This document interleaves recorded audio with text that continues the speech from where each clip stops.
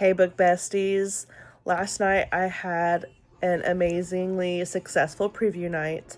I read the first chapter of approximately 19 books, and then I ranked them in the order in which I would like to read them in February. And I also had 5 books that did not make the cut, and I'm going to explain to you why.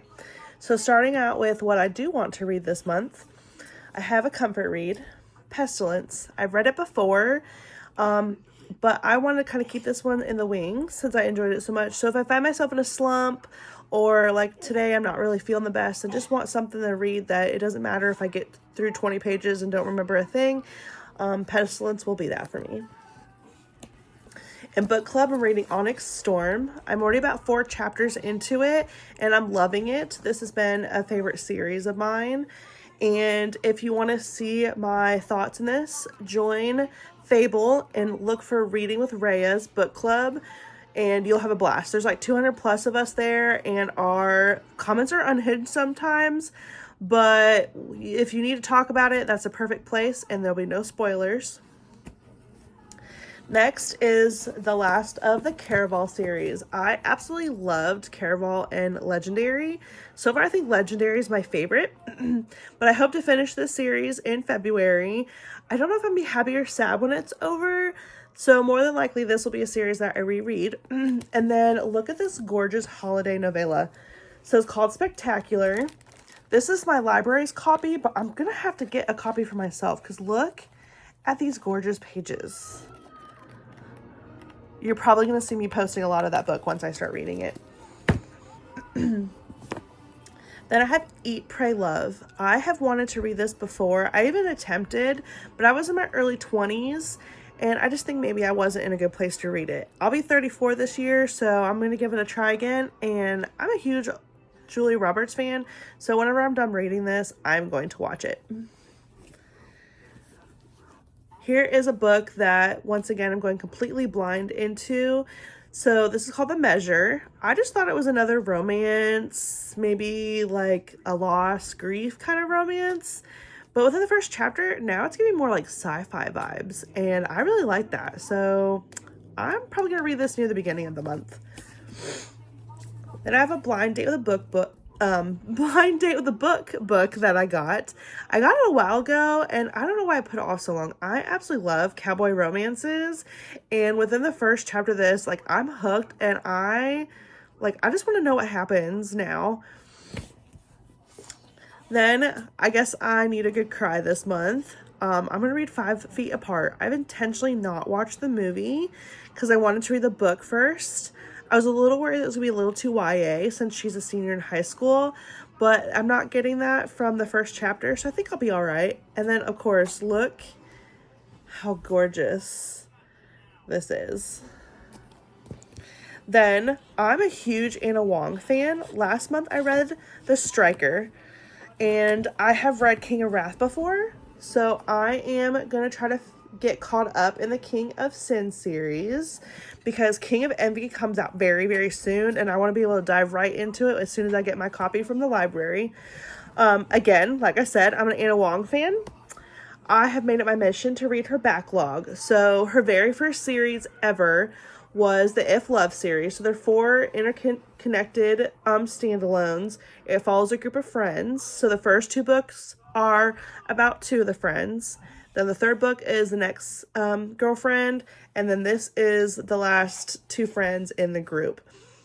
I absolutely love Anna Wong, so I was excited to find out that she had another series, and this is the last book in it, If We Were Perfect.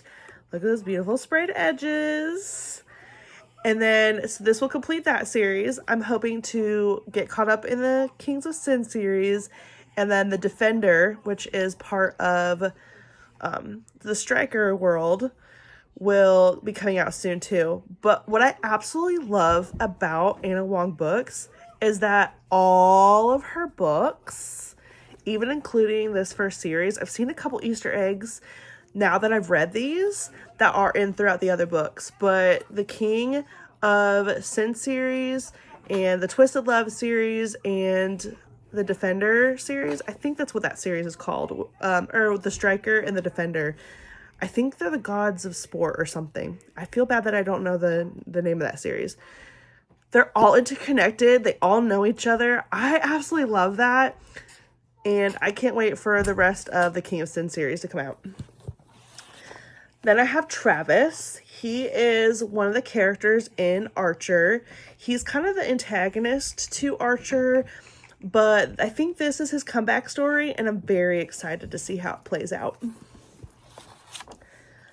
Another series that I'm hoping to get through is the Off-Campus series. I absolutely love The Deal.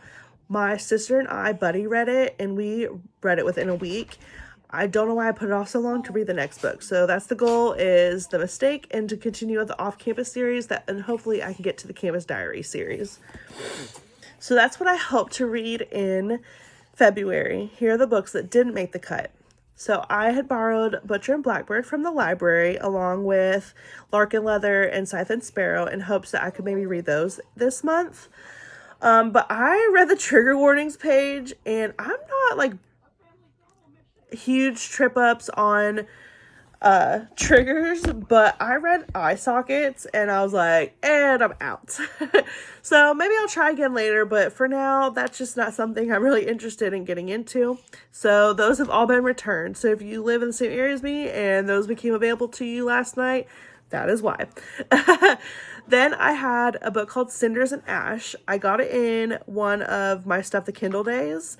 It's actually the third book in the series. I tried to find the first two books without having to purchase them, and that was not successful. So for now, I'm going to put that to the side because the characters kind of were very abrasive right off the bat, and that didn't rub right with me. So I just moved on from that one.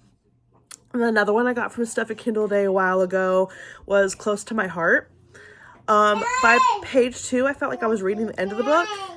I felt like I entered the middle of a conversation, and there were already 6 characters that they had named within like 2 paragraphs, and all you got was names. You didn't know how they were connected to each other. It was just a lot, and I just really wasn't wanting to deal with that. And then I have Maybe Now. I absolutely love Colleen Hoover. So far, there's only 2 books of hers I haven't really enjoyed.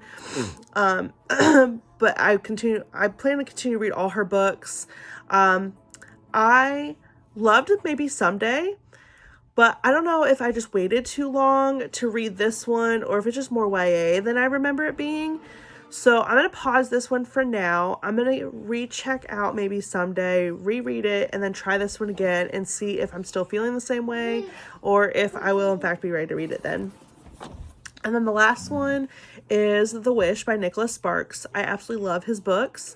I know that they're always emotional and they touch really hard topics, which I love, especially because a lot of these characters are later in life. And like I said, now that I'm in my 30s and halfway through them, I love later in life romances or coming of age stories.